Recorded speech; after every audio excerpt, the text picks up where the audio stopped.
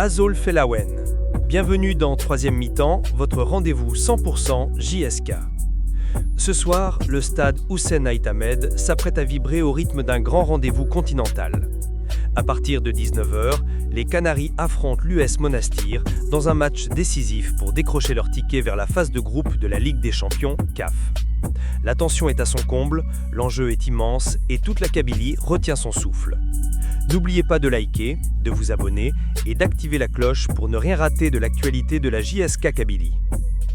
À Tizi Ouzou, le stade Hussein Ait Ahmed s'apprête à vibrer ce samedi soir pour une rencontre qui pourrait marquer un tournant dans la saison de la JS Kabylie. À partir de 19h, les Canaries accueilleront l'US Monastir dans le cadre du match retour du dernier tour qualificatif de la Ligue des Champions CAF. L'enjeu est de taille. Une qualification pour la phase de groupe, un stade que le club kabyle n'a plus atteint depuis la saison 2022-2023. La JSK Kabylie s'apprête à vivre une soirée décisive qui pourrait lui permettre de renouer avec son glorieux passé continental. Le club le plus titré d'Algérie en compétitions africaines veut retrouver sa place parmi l'élite du football continental et redevenir un représentant majeur du football algérien en Afrique. Après 2 saisons d'absence au plus haut niveau, l'heure de la reconquête a sonné pour les hommes de Joseph Zinnbauer. Avantage confortable. Les Canaries abordent ce rendez-vous dans les meilleures dispositions possibles. Leur victoire éclatante à l'aller sur la pelouse de Sfax, sur le score sans appel de 3-0, leur offre un coussin de sécurité plus que confortable. Théoriquement, les chances de qualification sont immenses. Il faudrait une remontada historique de 4 buts aux Tunisiens pour renverser la situation, une mission qui s'annonce presque impossible au regard des circonstances. Pourtant, dans les vestiaires kabyles, personne ne veut crier victoire trop vite. Joseph Zinnbauer, l'entraîneur allemand qui a su redonner de la discipline et de la solidité à cette équipe, refuse catégoriquement tout excès de confiance. Le technicien a d'ailleurs pris soin de mettre ses joueurs en garde lors des dernières séances d'entraînement. Son message est clair, nous devons prendre ce match très au sérieux et rester attentifs tout au long des 90 minutes. Nous allons l'aborder comme si nous n'avions rien gagné à l'aller. Cette approche rigoureuse reflète parfaitement la mentalité que Zinnbauer a instaurée depuis son arrivée. L'Allemand connaît les pièges du football et sait qu'un adversaire acculé n'ayant plus rien à perdre peut se révéler particulièrement dangereux. L'US Monastir jouera le tout pour le tout. Ils vont prendre des risques et nous devons être prêts à les exploiter, a-t-il confié à ses joueurs. Stratégie offensive. Loin de vouloir se contenter de gérer son avance, Joseph Zinnbauer a choisi une approche résolument offensive pour ce match retour. Le technicien allemand entend jouer l'attaque à outrance et exploiter les failles défensives qu'il a identifiées chez l'adversaire lors du match aller. Nous avons une idée très précise de leurs points faibles et nous allons tout faire pour les exploiter, a-t-il déclaré en conférence de presse avant match. Cette stratégie offensive n'est pas étrangère au succès rencontré à Sfax, où les attaquants kabyles ont fait preuve d'une efficacité redoutable. Zinnbauer compte bien voir la même performance que l'équipe ce soir, avec un pressing haut et des transitions rapides pour mettre l'adversaire sous pression dès les premières minutes. L'objectif est clair, marquer tôt pour tuer définitivement tout suspense et offrir un spectacle à la hauteur des attentes d'un public qui promet d'être exceptionnel. Le coach allemand veut une belle prestation de son équipe, non seulement pour valider la qualification, mais aussi pour continuer à construire la confiance et l'état d'esprit qui anime actuellement son groupe. Des milliers de supporters vont venir nous soutenir. Je veux les voir heureux à la fin du match, a-t-il ajouté, conscient de l'importance de ce rendez-vous pour toute une région. Série victorieuse. La JSK arrive à ce rendez-vous portée par une dynamique exceptionnelle. Les Canaries sont sur une série remarquable de 6 victoires consécutives, toutes compétitions confondues. Une statistique qui témoigne de la progression constante de l'équipe sous la houlette de Zinnbauer. Cette série a débuté il y a plusieurs semaines et ne cesse de renforcer la confiance du groupe match après match. Le dernier succès en date arraché mardi dernier en championnat, face à l'USM Khonchela, illustre parfaitement la mentalité de cette équipe. Menés au score pendant une grande partie du rendez-vous, les Kabyles ont su puiser dans leurs ressources pour arracher la victoire grâce à un but libérateur inscrit à la 88e minute. Ce genre de succès, obtenu dans l'adversité et dans les dernières minutes, forge le caractère d'une équipe et renforce les liens entre les joueurs. Sous la direction de Joseph Zinnbauer, la JSK a retrouvé les qualités qui faisaient sa force dans le passé. Une solidité défensive à toute épreuve, une discipline tactique irréprochable et un état d'esprit de conquérant. Ces ingrédients permettent aujourd'hui aux Canaries de nourrir de grandes ambitions pour la saison en cours. Les camarades de Belaïd, le capitaine emblématique de l'équipe, sont déterminés à préserver cette belle dynamique le plus longtemps possible. L'objectif affiché est ambitieux mais réaliste, décrocher au moins un titre cette saison. La qualification pour la phase de groupe de la Ligue des Champions représente le premier palier de cette ambition. Une fois cet objectif atteint, les Kabyles pourront se concentrer sur un parcours ambitieux dans la compétition continentale, tout en maintenant leurs efforts en championnat national. Stade à guichet fermé. Si un indicateur devait mesurer l'engouement autour de cette rencontre, ce serait sans conteste l'affluence attendue ce soir au stade Hussein Aït Ahmed. Les chiffres parlent pour eux. Tous les billets mis en vente ont été écoulés en moins de 6 heures, un record qui témoigne de la passion intacte des supporters kabyles pour leur équipe. Selon les estimations, entre 36 200 et 36 800 places ont trouvé preneur, les billets s'arrachant littéralement comme des petits pains, selon l'expression utilisée par les observateurs locaux. Cet engouement exceptionnel a même poussé les supporters les plus déterminés à saisir l'EPIC, chargé de la gestion du complexe Hussein Aït Ahmed, pour demander la mise en vente de billets supplémentaires. Une requête qui illustre à quel point le peuple kabyle est mobilisé derrière son équipe à l'approche de ce rendez-vous décisif. Ce contraste est saisissant avec le dernier match à domicile face à l'USM Ronchella, qui n'avait rassemblé que moins de 20 000 spectateurs. Mais cette relative désaffection s'expliquait aisément.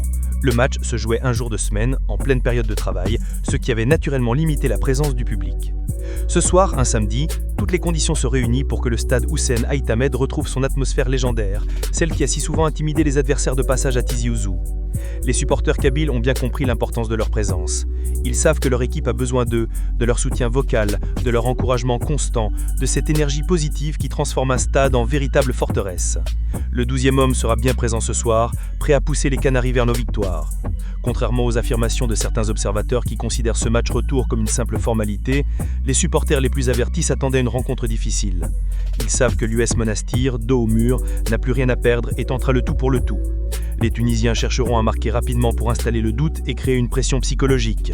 Mais les poulains de Zinnbauer ont bien préparé leur rendez-vous et sont déterminés plus que jamais à donner le meilleur d'eux-mêmes pour composter leur billet qualificatif pour la phase de poule. L'atmosphère promet d'être électrique dès l'échauffement. Les chants, les banderoles, les fumigènes, toute la panoplie du supporterisme kabyle sera déployée pour créer un mur de sons et de couleurs qui porteront les joueurs vers la victoire. Le stade Hussein Aït Ahmed va vibrer ce soir, comme lors des grandes soirées européennes. Et cette ferveur pourrait bien être l'atout supplémentaire qui fera la différence. L'infirmerie.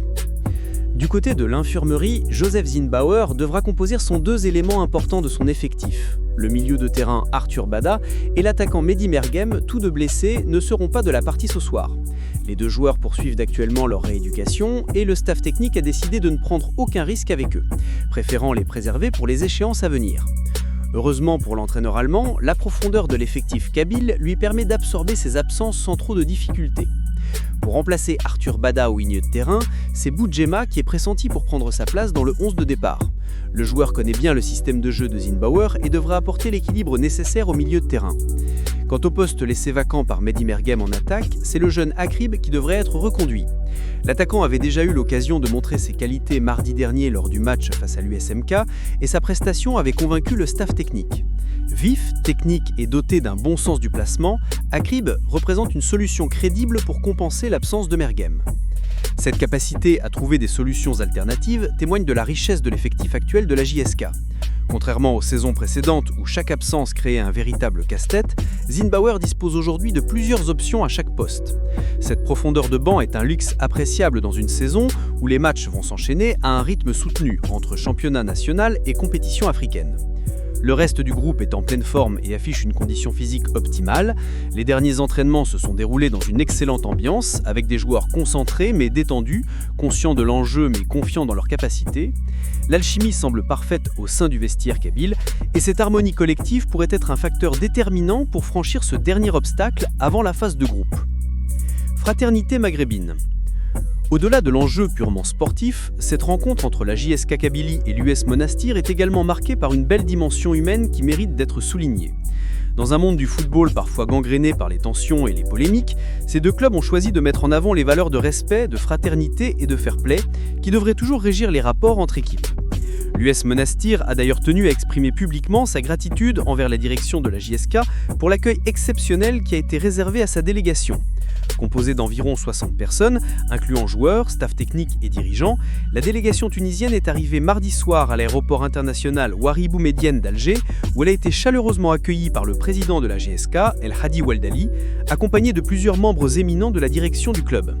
Ce comité d'accueil, loin d'être une simple formalité protocolaire, a tenu à souhaiter la bienvenue aux visiteurs tunisiens dans un esprit de fraternité et de respect mutuel. Des échanges cordiaux ont eu lieu entre les dirigeants des deux clubs, réaffirmant les liens historiques qui unissent les peuples algériens et tunisiens, au-delà de la rivalité sportive légitime qui les oppose sur le terrain. Sur ses canaux de communication officiels, l'US Monastir n'a pas manqué de saluer la qualité de cet accueil et le professionnalisme de ses hôtes kabyles. Nous remercions sincèrement la direction de la JSK pour l'hospitalité et la chaleur de son accueil. Cet esprit sportif illustre parfaitement les liens fraternels qui unissent nos deux clubs et nos deux peuples, peut-on lire dans le communiqué diffusé par le club tunisien. Ces gestes de courtoisie ne sont pas anodins.